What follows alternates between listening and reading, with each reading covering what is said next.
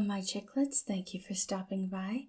Today we will be reading Gladiolus, Faithfulness, Day 6 of our Mayflowers event. As always, information will be in the description. If you asked Remus when he was younger what he was going to be when he grew up, the last thing he would have said was a paper pusher. Working in an office had always been a boring concept. Wearing a suit and following a regular schedule? Gag. The fact that he was indeed working in an office was some kind of error in the multiverse. But at least the boss was hot. Actually, in all honesty, the culture of the job was fun, despite Mr. Croft's intense seriousness. Remus's boss was an interesting character who didn't appreciate being compared to Lara Croft from the video games, even if it was just to comment on how good his ass looked. Yet, he allowed Remus to wear whatever he wanted, sort of. When Remus showed up to a meeting in a period-accurate 17th century ensemble, hat and all, Mr. Croft didn't even bat an eye. The job wasn't half bad either. Remus had somehow worked his way up to being a marketing manager.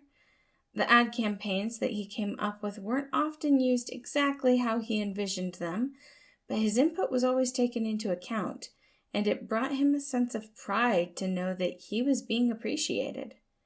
He had orchestrated some of the company's most successful campaigns to date. All in all, Remus's life was pretty good. Lately, though, there had been a bit of a problem. He was getting calls from a rival company. He never answered them. Why would he? He didn't have time for extras. Still, the voicemails they left painted a clear picture. He was being scalped, and not in the fun way. Another company wanted to hire him, and for more money. It would have been flattering if it wasn't so insulting that they thought he could be bought for so little. Remus valued himself and loved who he was as a person, though it was strange being wanted by others. He had spent years being told to go away because he was too crude.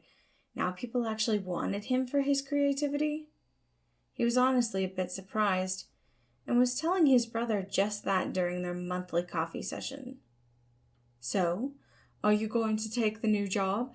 his twin, Roman, asked, slipping on something that had way too much sugar for Remus's taste. "Of course not." "Why?" "Well, first off, money isn't the only reason to have a certain job, duh. But more importantly, I couldn't do that to the hot Croft." "So it's because you have a crush on your boss?" "Ew, feelings, no. It's because he's a good guy to work for. Like, do you remember when Dad passed away suddenly?" "Yeah, of course." Roman's voice was somber as he swirled his drink, lost in thought. "Do you also remember how I was basically able to get the time off immediately?" "Yeah, but that's kind of normal, right?" "Of course, leave it to his theater brother to not understand office culture." "I mean, sort of, but I oversee like 4 projects at a time and kind of coordinate all of them. It's so freaking chaotic, and I love it, but normally I wouldn't be able to drop all of it. I honestly wasn't planning on joining you for 4 days, but Mr. Croft heard about our dad, and he had my projects reassigned within the hour. He told me not to worry about the projects and to go be with my family. It was weirdly compassionate." "I'm still hearing that you're loyal because you have a crush."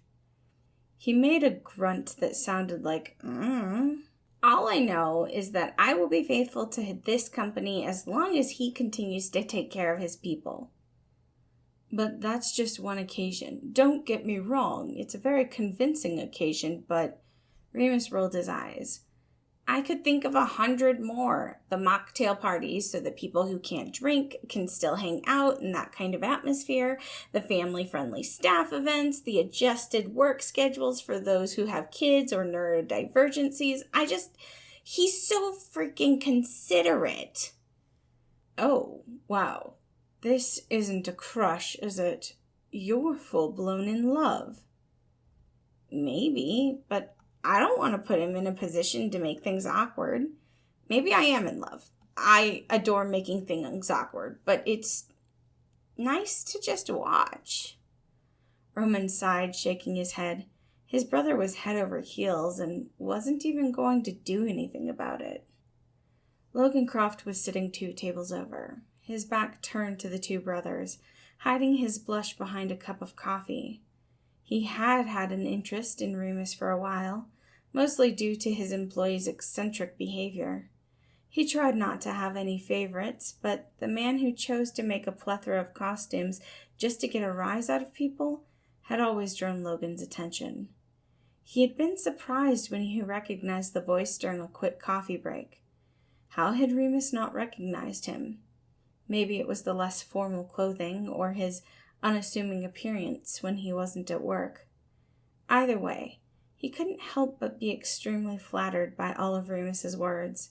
He was one of the hardest working people in Logan's company, and for a brief moment, Logan's mind entertained the idea of having Remus as a husband. He quickly pushed the thought back as he hid his face once again, a small smile crawling up his lips. It wouldn't be a bad idea to start pursuing a stronger friendship with Remus.